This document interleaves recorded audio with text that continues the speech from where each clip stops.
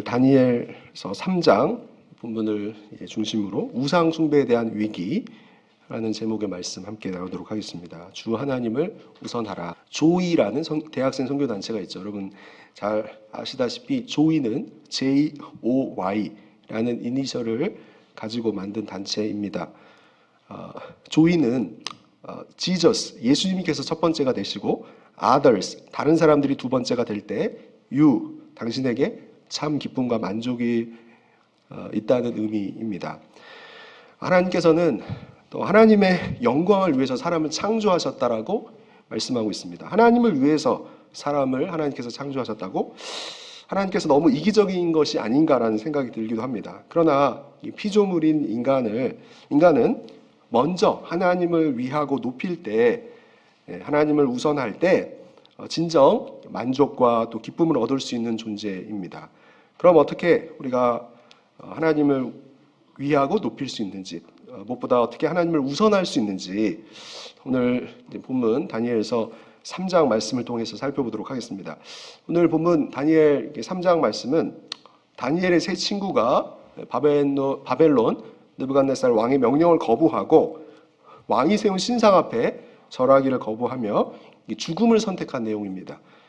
왜 다니엘의 세 친구가 하나님을 우선할까?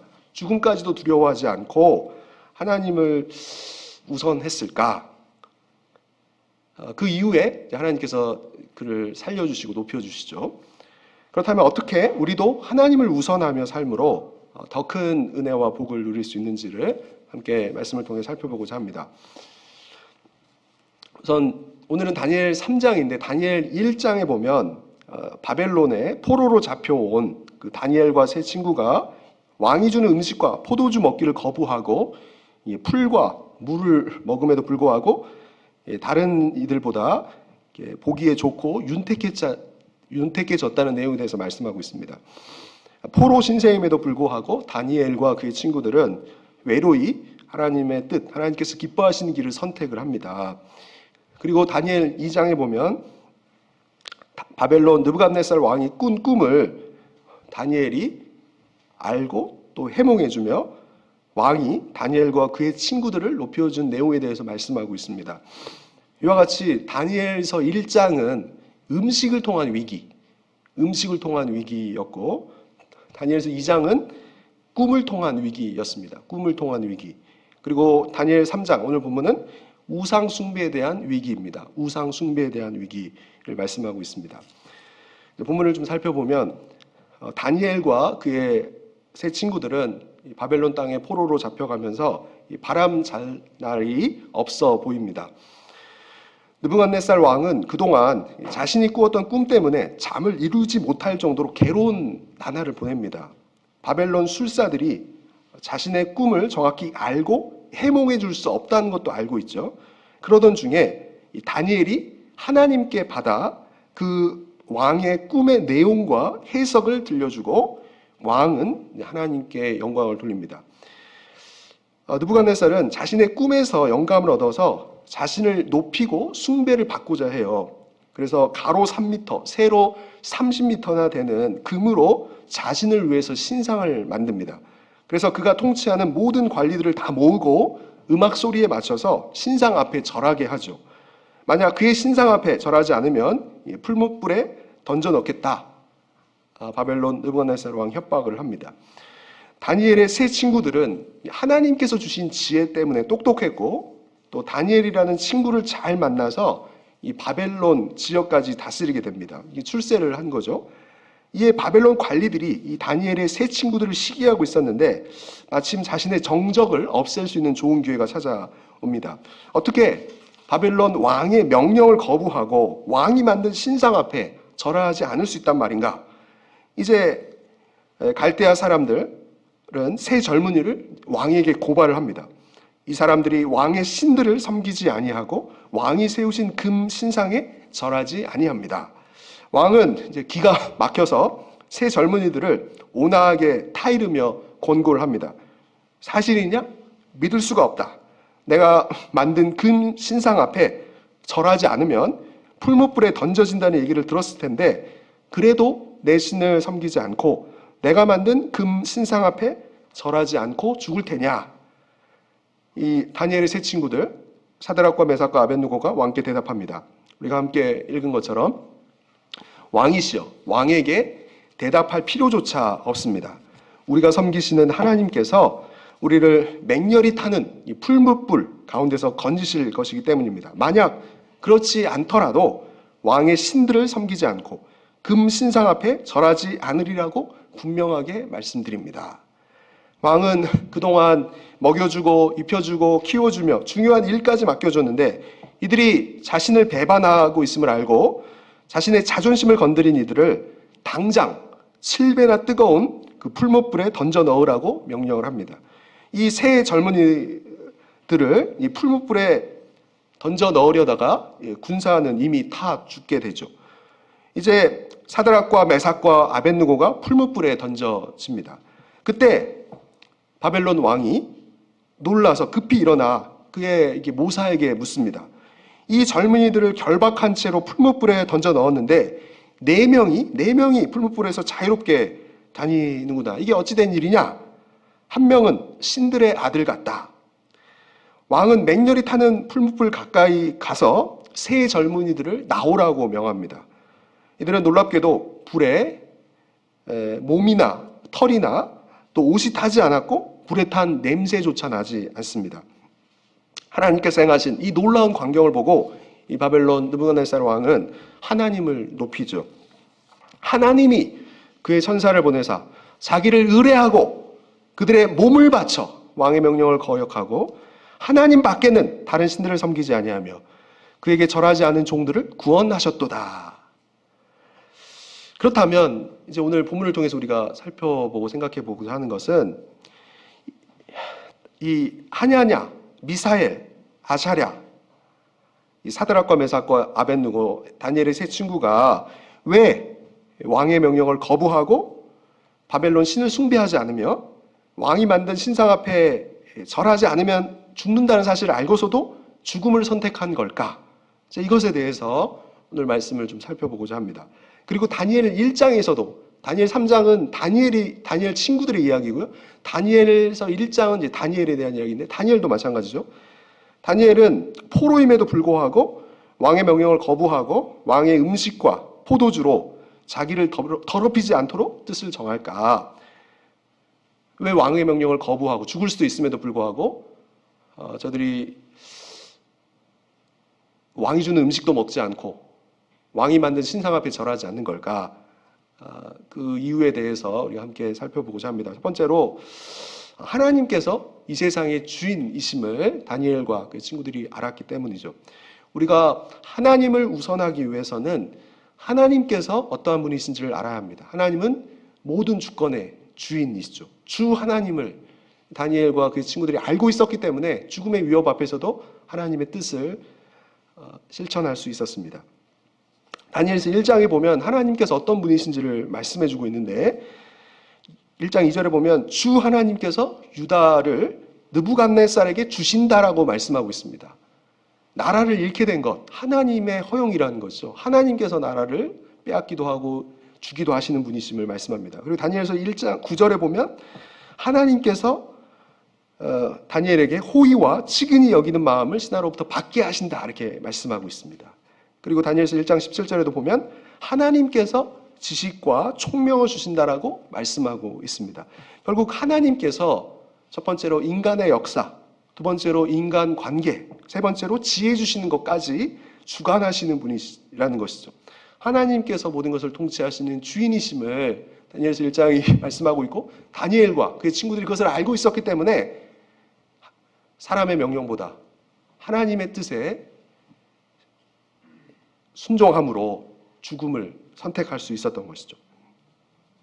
다니엘은 때마다 작은 일에도 사람보다 먼저 하나님을 기쁘시게 하겠다는 결단을 합니다. 왜냐하면 주 하나님만이 이 땅에서 자신을 안전하고 복되게 하실 수 있음을 믿기 때문이죠.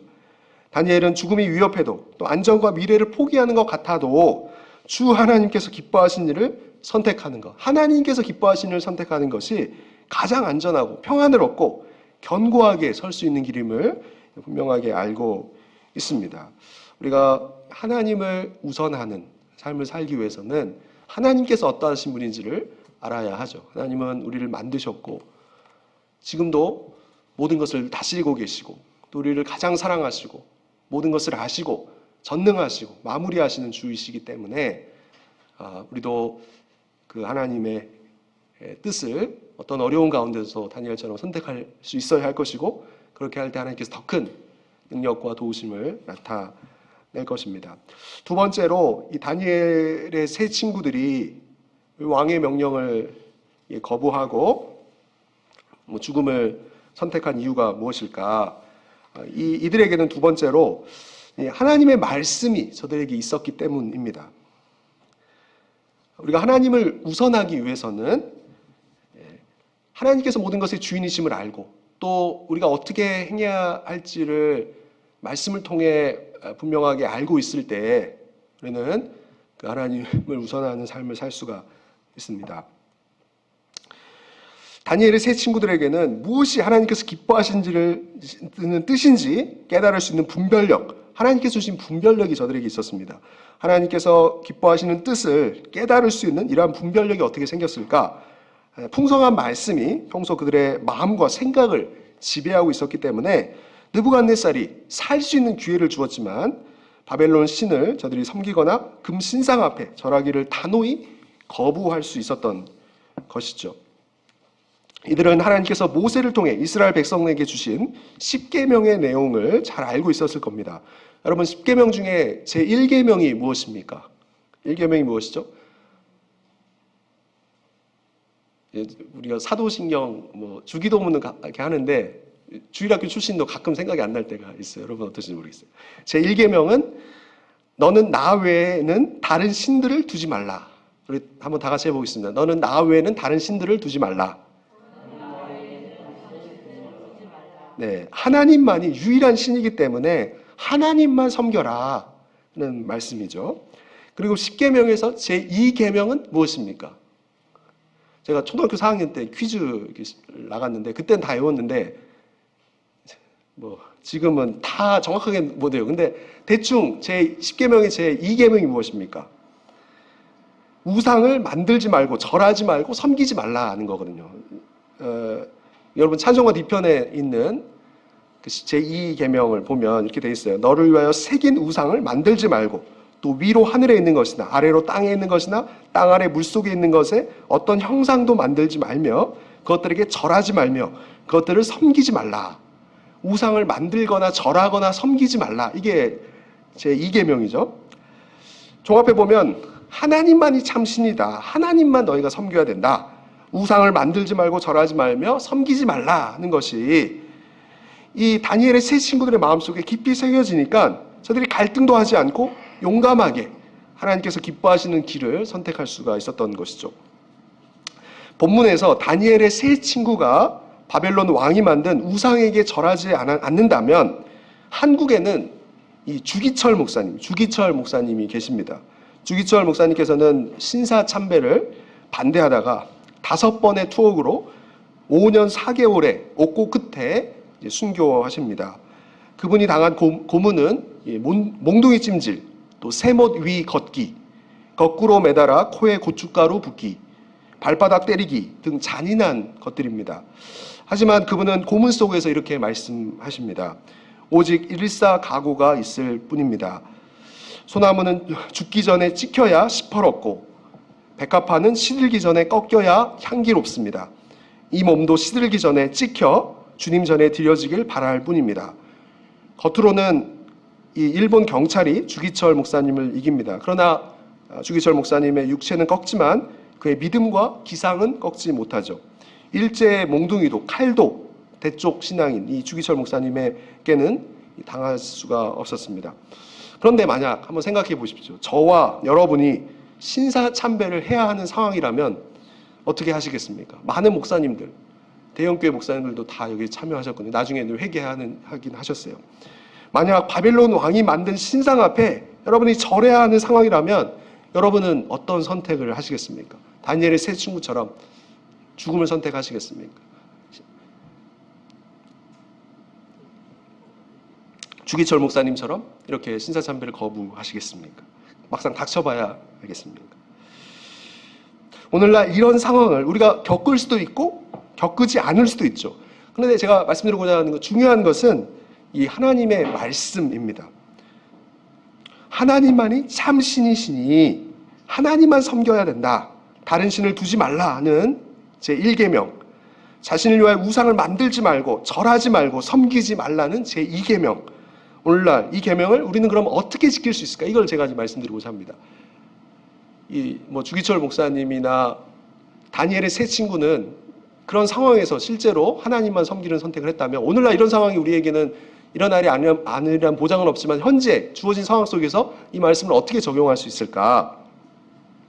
미국의 팀 켈러 목사님께서 오늘날 우리가 만든 신들, 숭배할 수 있는 우상들을 네 가지로 분류하셨습니다. 제가 몇 차례 말씀드렸죠. 첫 번째는 이 평안의 신, 평안의 우상이죠. 내가 편하려고 하는 그런 신을, 우상을 내가 만들 수 있다는 것입니다. 두 번째는 인정의 신, 인정의 우상입니다. 다른 사람들에게 인정받으려고 하는 우상이 우리에게 있을 수 있다는 거죠. 세 번째는 통제의 신, 통제 우상입니다. 누군가를 통제하려고 하는 그러한 하나님보다 더 원하는, 소중히 여기는 그런 가치가 우리에게 있을 수 있다는 것이죠. 네 번째는 권력의 신, 권력의 우상입니다. 오늘 우리가 눈에 보이는 신들을 두거나 눈에 보이는 우상을 만들며 절하고 숭배하지 않더라도 우리 스스로 이 네 가지 범주의 신들을 두거나 우상들을 만들 수 있다는 것이죠. 하나님보다 더 의지하거나 더 사랑하며 우선하는 것이 성경에서 말씀하는 신, 우상이라고 할 수 있는데 이 네 가지를 좀 살펴보겠습니다. 첫 번째는 이제 평안의 신, 평안의 우상입니다. 평안의 신, 평안의 우상이 있을 때 드러나지 않고 겉으로 보여지는 모습은 느긋함과 원만함입니다. 그리고 평안의 신, 우상이 있을 때 치러야 할 대가는 생산성 결여이죠. 그리고 이 우상이 있을 때 가장 끔찍한 일은 이 스트레스와 요구받는 일입니다. 그리고 평안의 신 우상이 있을 때 가장 커다란 문제의 감정은 지루함이죠. 마지막으로 평안의 신 우상이 있을 때 있는 사람에게서 다른 사람들은 이제 상처받음과 무시당함을 느끼게 됩니다. 두 번째로 우리 안에 인정의 신, 인정을 받고자 하는 우상이 있을 수 있습니다. 평안을 추구하려고 하는 우상. 물론 그리스도 안에서 우리는 평안할 수밖에 없고 평안해야 하지만 두 번째는 인정을 받고자 하는 우상인데요. 인정의 신, 이 인정의 우상이 있을 때 드러나지 않고 겉으로 보여주는 모습은 친밀함과 호감형입니다. 아, 저 사람 참 호감형이구나, 친밀하다. 겉으로는 그렇게 드러날 수 있다는 거죠. 그리고 인정의 신 우상이 있을 때 치러야 할 대가는 독립성 부족입니다. 그리고 이러한 우상이 있을 때 가장 끔찍한 일은 누군가로부터 거부당하는 일이죠. 그리고 인정의 신 우상의 가장 커다란 문제의 감정은 소심함입니다. 그리고 인정의 우상인 사람에게서 다른 사람들은 질식당함을 느끼기도 합니다. 세 번째는 통제의 신, 통제의 우상입니다. 통제의 신 우상이 있을 때 드러나지 않고 겉으로 보여지는 모습은 능숙함이죠. 통제의 신 우상이 있을 때 치러야 할 대가는 외로움과 자발성입니다. 그리고 이것이 있을 때 가장 끔찍한 일은 불확실성이죠. 그리고 통제의 가장 큰 문제 감정은 걱정입니다. 이것이 잘 이루어지지 않을 때 걱정하게 되죠. 그리고 통제의 신, 통제의 우상이 있는 사람에게서 다른 사람들은 비난받음이나 정죄받음, 공격함을 느끼게 됩니다. 마지막 네 번째로 이 권력의 신, 권력의 우상이 우리 모두에게 있을 수 있습니다. 이 권력의 신 우상이 있을 때 드러나지 않고 겉으로 보여주는 모습은 자신감이죠.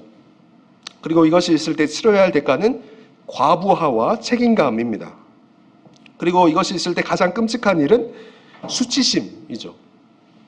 그리고 권력의 신 우상의 가장 큰 문제점은 분노입니다. 이것이 있는 사람에게서 사람들은 이용당함이나 조작당함, 조종당함 이런 감정들을 느끼게 되죠. 이렇게 하나님 외에 눈에 보이는 신을 두거나 눈에 보이는 우상을 만들지 않더라도 우리 모두가 하나님보다 더 사랑하거나 더 중요하게 생각하고 의지하는 것들이 있다면 그것이 바로 내가 만든 신이고 내가 만든 우상이죠. 우리도 이런 모습이 있다면 십계명 잘 지키지 못한다고 할 수 있습니다. 그렇다면 이러한 신과 우상, 평안과 인정과 통제와 권력의 신, 이 우상을 우리가 어떻게 극복할 수 있을까? 이것이 중요한 거 아니겠습니까? 우선 그리스도인은 이 평안의 신과 우상을 추구할 것이 아니라 예수님 안에서 평안을 구하고 누려야 할 것입니다. 예수님을 통해서 하나님과의 관계가 회복되고 유지될 때, 또 기도와 말씀 순종함이 있을 때 우리에게 진정한 평안이 주어지고 누릴 수 있는 거 아니겠습니까? 두 번째로 그리스도인은 인정의 신과 우상을 추구할 것이 아니라 예수님 안에서 우리가 이미 하나님께 연락되었음을 알고 감사하면서 사람에게서가 아닌 하나님께 칭찬받고 인정받기 위해서 더욱 힘써야 할 것입니다. 마지막으로 그리스도인은 통제와 권력의 신, 이 통제와 권력의 우상을 추구할 것이 아니라 죽기까지 하나님 말씀에 순종하신 온유하고 겸손하신 예수님을 본받아서 하나님 말씀에 계속 순종해야 할 것입니다. 그러면 하나님께서 우리가 누군가를 통제하거나 권력을 지려고 하지 않아도 이 땅에서 영원히 복을 주시며 우리를 높여 주시는 것이죠. 이와 같이 우리는 하나님의 말씀을 붙들고 따르면서 스스로 만든 신과 우상들을 이겨내야 할 것입니다. 하나님의 말씀과 세상의 원리가 충돌할 때 우리가 어떻게 행동을 합니까? 세상은 우리를 고난과 또 위협과 때로는 죽음으로 위협해서 하나님을 믿고 하나님께 순종하는 것을 막으려고 합니다. 하지만 성경에서는 몸만 죽이는 자들 두려워하지 말고 몸과 영혼을 죽이는 하나님을 가장 두려워할 것에 대해서 말씀하죠. 하나님 말씀 따르는 것이 가장 지혜롭다고 분명하게 성경은 말씀합니다. 그렇기 때문에 우리가 이 하나님의 말씀을 계속 묵상해야 할 것입니다. 그 말씀이 우리의 생각과 우리의 마음과 행동을 지배하게 해야 하죠. 희생과 어려움과 고난까지 각오하면, 또 예수님과 예수님의 말씀을 선택하면 하나님께서 우리를 책임져 주시고 가장 좋은 것들로 채워주실 것입니다. 하나님께서 우리에게 용광로와 같은 어려움을 주실 때가 있습니다. 평소 말씀을 잘 듣고 무장하면 우리는 용광로와 같은 어려움의 때라도 분별력을 가지고 하나님의 뜻을 행하고 더 하나님의 기쁨이 될 수 있죠. 그동안 우리가 들어왔던 이런 말씀을 실천하면 그 말씀의 능력 때문에 우리는 또 하나님의 은혜를 또 경험하게 될 것입니다. 성경에서 그리스도인의 신분에 대해서 여러 가지로 말을 하는데, 식탁에서 섬기는 종과 같은 존재이다. 고린도전서에 보면 그리스도인을 이렇게 묘사하고 있어요. 그리스도인은 식탁에서 시중드는 이 종과 같은 존재라고 말씀합니다. 종은 자신의 일을 묵묵히 하면서도 대가를 바라지 않죠. 우리는 무익한 종입니다. 마땅히 해야 할 일을 했을 뿐입니다라는 고백과 자세가 필요합니다. 많은 일들로 인해서 우리 마음이 짓눌리고 괴롭다 할지라도 우리가 무익한 종의 신분이며 마땅히 해야 할 일을 할 뿐이라는 고백은 날마다 영적 싸움에서 우리에게 위로와 승리와 또 섬김의 기쁨을 가져다 줄 것입니다. 말씀은 이와 같이 우리의 생각을 지켜주고 또 하나님께서 기뻐한 일을 기쁨으로 계속하게 하는 능력이며 승리의 원천이죠. 사소해 보이지만 또 많고 끝이 없는 가정 일이 얼마나 또 힘듭니까? 또 직장에서 일터에서 함께 일하는 사람들과 또 원치 않은 불협화음이 일어날 때 그리스도인에서 우리는 어떤 마음과 태도와 행동을 취하고 있습니까? 세상 속에 살지만 구별된 그리스도인의 마음과 태도와 행동을 보여주어서 우리의 착한 행실을 통해 하나님 아버지께 우리가 영광을 돌리고 있습니까? 그러므로 마땅히 때마다 듣는 또 하나님의 말씀이 날마다 내 마음속에 풍성히 거하도록 우리가 의도적으로 노력해야 할 것입니다. 말씀을 통해 성령께서 역사하시도록 해야 하죠. 그래서 하나님의 말씀이 나의 못된 자아와 또 거짓과 욕심과 탐욕과 정욕을 이기며 승리하게 해서 하나님께서 기뻐하시는 길로 나를 몰아가게 하며 하나님의 인도하심을 받게 해야 합니다. 말씀을 많이 읽고 계속 들으시기를 바랍니다. 그럼 하나님께서 지혜를 주실 것이고 또 하나님의 분명한 인도를 우리는 받게 될 것입니다. 형통한 삶을 살게 되죠. 말씀에 대한 우리의 태도에 우리의 미래가 달려 있습니다. 말씀을 사모하여 주야로 묵상함으로 그 말씀의 길을 선택해서 하나님께서 약속하신 복을 누리며 하나님께 영광을 돌리는 여러분 다 되시기를 이름으로 축원드립니다. 이렇게 영혼을 사랑하는 뜨거운 심장이 있고 또 하나님의 말씀을 따라 걷는 실천의 균형이 있는 건강하고 생명력 있는 우리 모든 성도님이 되시기를 갈망합니다. 지금 우리가 다니엘의 세 친구가 어떻게 왕의 명령을 거부하고 하나님의 뜻을 따르면서 죽음까지도 각오할 수 있었을까에 대해서 살펴보고 있는데, 첫 번째는 하나님께서 모든 것의 주인이심을 알고 있었고, 두 번째로 이들에게는 하나님의 말씀, 이 십계명에 대한 하나님의 말씀이 분명히 있었기 때문에 그 말씀을 따라 죽음까지도 각오함으로 나아갈 수 있었던 것이죠. 그리고 마지막으로 이 다니엘의 세 친구들에게는 하나님을 의지하는 믿음이 있었다고 다니엘서 3장에서 말씀을 하고 있습니다. 다니엘서 3장 28절 읽었는데 우리 다시 한번 읽어보도록 하겠습니다. 다니엘서 3장 28절, 다니엘서 3장 28절 우리 다시 한번 읽도록 하겠습니다. 느부갓네살이 말하여 이르되 사드락과 메삭과 아벳느고의 하나님을 찬송할지로다. 그가 그의 천사를 보내사 자기를 의뢰하고 그들의 몸을 바쳐 왕의 명령을 거역하고 그 하나님 밖에는 다른 신을 섬기지 아니하며 그에게 절하지 아니하는 종들을 구원하셨도다. 아멘. 느부갓네살이 뭐라고 얘기합니까? 중간에 보면 하나님을 의뢰하면서 몸을 바쳐 왕의 명령을 거역한 이 세 친구의 하나님을 찬양한다, 이렇게 고백하고 있죠. 이 다니엘의 세 친구에게는 말씀이 있었을 뿐만 아니라 또 하나님이 누군지를 알았을 뿐만 아니라 하나님을 계속 의지하는 믿음이 있었다는 것을 우리가 확인하게 됩니다. 이렇게 다니엘의 세 친구들은 하나님을 알고 하나님의 분명한 뜻이라면 죽음도 불사하는 이 추진력과 신실함을 보였을 뿐만 아니라 또 말씀이 거해서 하나님께서 기뻐하시는 길을 걸었을 뿐만 아니라 무엇보다 저들의 용기와 지혜는 하나님을 의지함의 결과였다는 것을 우리가 결코 잊어서는 안 될 것입니다. 하나님을 바라며 의지하는 사람은 사자와 같이 담대하고 하나님께서 그에게 지혜와 능력을 주실 것입니다. 우리가 오늘 본문을 통해 꼭 잊지 말아야 할 것은 이 다니엘의 세 친구들의 모든 것이 하나님으로부터 주어졌다는 사실입니다. 다니엘도 그의 친구들도 하나님 앞에서 한없이 약하고 하나님만을 의지하며 살 수밖에 없는 연약한 존재이죠.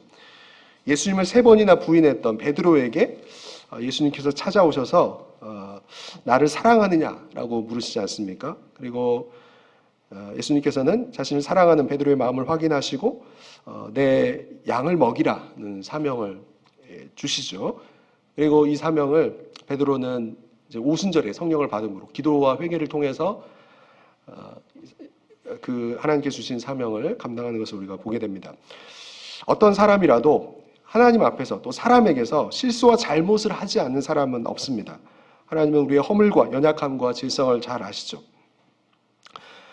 하나님께서는 우리의 잘못을 곧바로 고백하고 또 전심으로 돌이켜 그 행위에서 떠난 것을 원하시고 기뻐하십니다.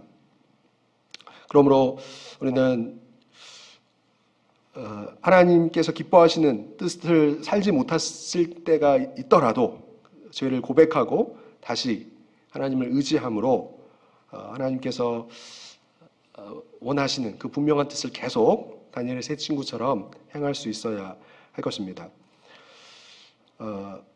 예수님께서 성경에서는 아무것도 염려하지 말고 무엇이나 감사함으로 하나님께 아뢰라, 이렇게 말씀하셨고, 우리도 모든 아픔과 상처와 타는 열망을 가지고 때마다 하나님 앞에 계속 엎드릴 수 있어야 할 것입니다. 겸손히 하나님을 의지할 때만 하나님을 우선할 수 있고 하나님께 영광 돌리는 칭찬받는 삶을 살 수 있기 때문이죠. 그래서 오늘 이 본문을 통해서 다니엘의 세 친구의 그 믿음에 대해서 살펴보았습니다.